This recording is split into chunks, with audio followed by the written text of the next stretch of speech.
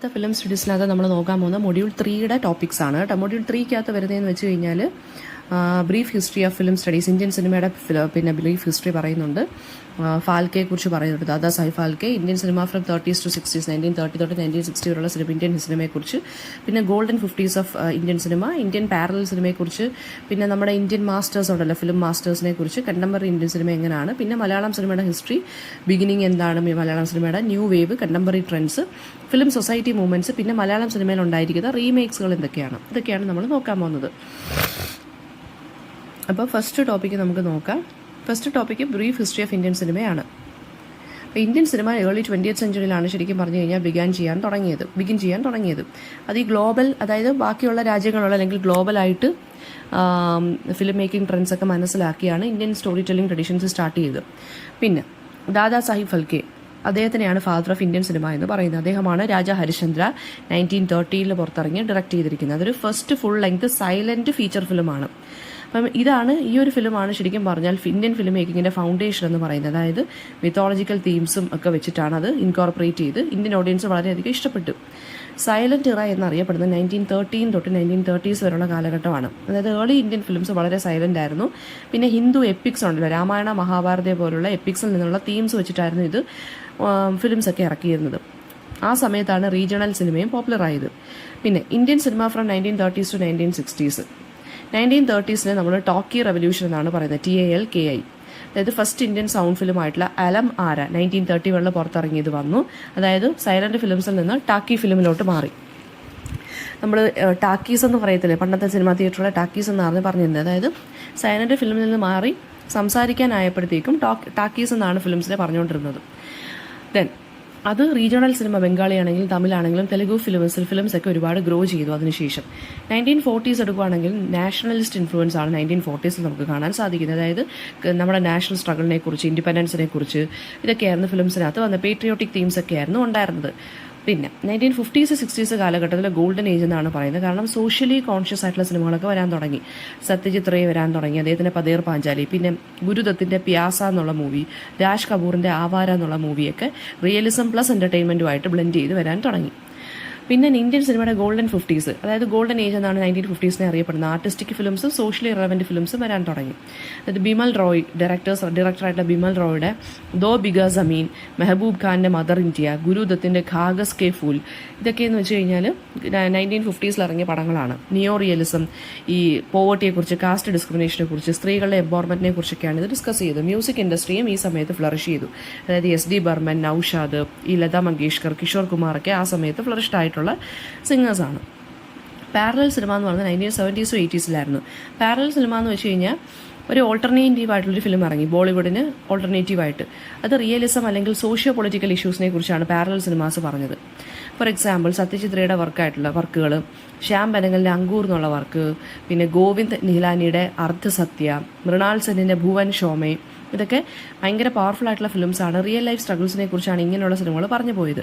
Commercial ആയിട്ടുള്ള അല്ലെങ്കിൽ പൈസ ഉണ്ടാക്കാൻ വേണ്ടി ഇറക്കിയ ഫിലിംസ് അല്ല, ഇത് കലാമൂല്യമുള്ള ഫിലിംസാണ്. അപ്പോൾ കൊമേഴ്ഷ്യൽ സക്സസ് ഒന്നും ഈ ബോളിവുഡ് ഫിലിംസ് അല്ലെങ്കിൽ പാരലൽ സിനിമയ്ക്കകത്തൊന്നും ഇല്ലായിരുന്നു. പക്ഷേ ഇന്റർനാഷണൽ ഫിലിം ഫെസ്റ്റിവൽസിലൊക്കെ ഇങ്ങനെയുള്ള സിനിമകൾ ഭയങ്കരമായിട്ട് ഷൈൻ ചെയ്തു.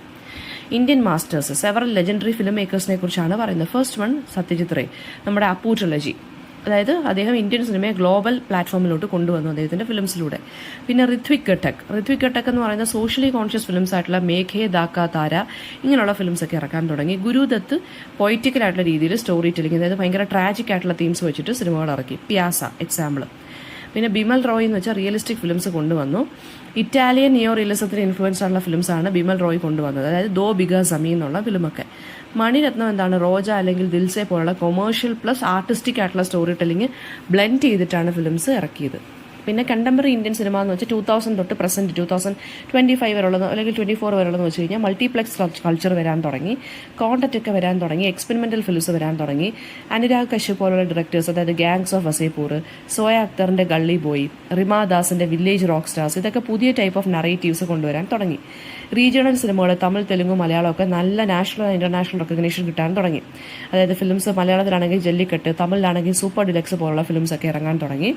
പിന്നെ സ്ട്രീമിംഗ് പ്ലാറ്റ്ഫോംസ് എടുക്കുകയാണെങ്കിൽ നെറ്റ്ഫ്ലിക്സ്, ആമസോൺ പ്രൈം പോലുള്ള സ്ട്രീമിംഗ് പ്ലാറ്റ്ഫോംസ് വന്ന് അങ്ങനെ ഇന്ത്യൻ സിനിമ ഗ്ലോബൽ പ്ലാറ്റ്ഫോംസിലോട്ട് അല്ലെങ്കിൽ ഗ്ലോബലി നല്ല രീതിയിലുള്ള അക്ലൈം കിട്ടാൻ തുടങ്ങി. ഇപ്പോൾ വൈഡർ ഓഡിയൻസിലോട്ട് റീച്ച് ചെയ്യാൻ തുടങ്ങി. സബ് ടൈറ്റിൽസ് ഉള്ളതുകൊണ്ട് ഒരുപാട് പേർക്ക് നമ്മുടെ ഇന്ത്യൻ സിനിമകൾ കാണാൻ സാധിച്ചു, അല്ലെങ്കിൽ റീജിയണൽ സിനിമകൾ കാണാൻ സാധിച്ചു. ഇനി മലയാളം സിനിമയുടെ ഹിസ്റ്ററി നോക്കുകയാണെന്നുണ്ടെങ്കിൽ ഫസ്റ്റ് മലയാളം ഫീച്ചർ ഫിലിം എന്ന് പറയുന്നത് വിഗതകുമാരനാണ്. 1928 ഇറങ്ങിയ JC ഡാനിയലാണ് അത് ചെയ്തത്. ഓക്കെ, ബാലനായിരുന്നു 1938 അടുത്ത ഫസ്റ്റ് മലയാളം ടോക്കി മൂവി, അതായത് സംസാരിക്കുന്ന ഫിലിം, ഡയലോഗ്സ് ഉള്ളത്. അത് സ്ട്രോങ് ആയിട്ടുള്ളൊരു ഫിലിമായിരുന്നു. Early Malayalam films Tamil and Hindi ഫിലിംസിൻ്റെ ഇൻഫ്ലുവൻസോട് കൂടി ഇറങ്ങിയതാണ്. അതായത് മിത്തോളജി, ഫോക്ലോർ വെച്ചിട്ടാണ് കുറച്ച് മൂവീസൊക്കെ ഇറങ്ങിയത്. ന്യൂ വേവ് സിനിമ എന്ന് പറഞ്ഞാൽ 1960s to 1980s കാലഘട്ടമായിരുന്നു. 1970s മലയാളം ന്യൂ വേവ് അല്ലെങ്കിൽ പാരലൽ സിനിമാസ് ഇറങ്ങി.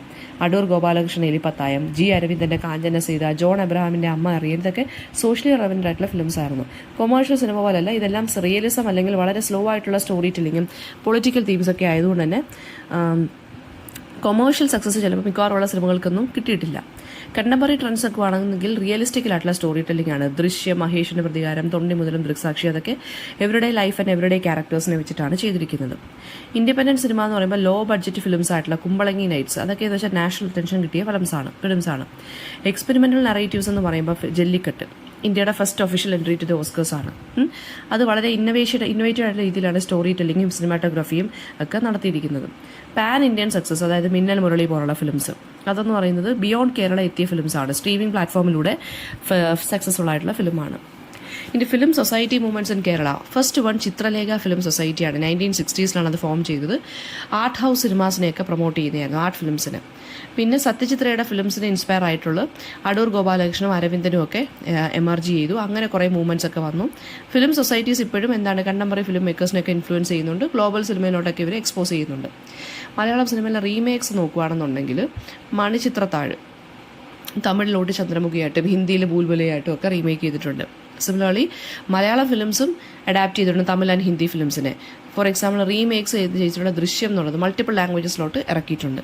ഓക്കെ, അപ്പോൾ പാൻ ഇന്ത്യൻ അപ്പീലാണ് ഇതിൽ നിന്ന് നമ്മൾ ഉദ്ദേശിക്കുന്നത്. ഇപ്പോൾ മലയാളം ഫിലിമാണ്, അത് അങ്ങോട്ട് വേറെ ഇതിലോട്ടൊക്കെ പോയി പാൻ ഇന്ത്യൻ ഫിലിമായിട്ട് മാറിയതാണ് ദൃശ്യം പോലുള്ള മൂവീസൊക്കെ.